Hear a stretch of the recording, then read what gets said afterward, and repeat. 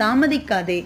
அவன் தாமதித்துக் கொண்டிருக்கும் போது கர்த்தர் அவன் மேல் வைத்த இரக்கத்தினாலே அந்த புருஷர் அவன் கையையும் அவன் மனைவியின் கையையும் அவன் 2 குமாரத்திகளின் கையையும் பிடித்து அவனை பட்டணத்துக்கு வெளியே கொண்டு போய் விட்டார்கள். ஆதியாகமம் 19:16. நான் பட்டணத்தை அழிக்கப் போகிறேன் என்பதை நன்கு அறிந்திருந்த போதும் என்னுடைய எச்சரிப்பின் வார்த்தையை கேட்ட பிறகும் லோத்துவும் அவனுடைய குடும்பமும் வெளியே வருவதற்கு தாமதம் செய்து கொண்டிருந்தார்கள்.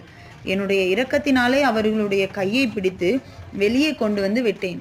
இன்றைக்கும் நான் உன்னோட கூட பலமுறை பேசியும் இன்னும் நீ கீழ்ப்படியாமல் தாமதித்து கொண்டிருக்கின்றாய்.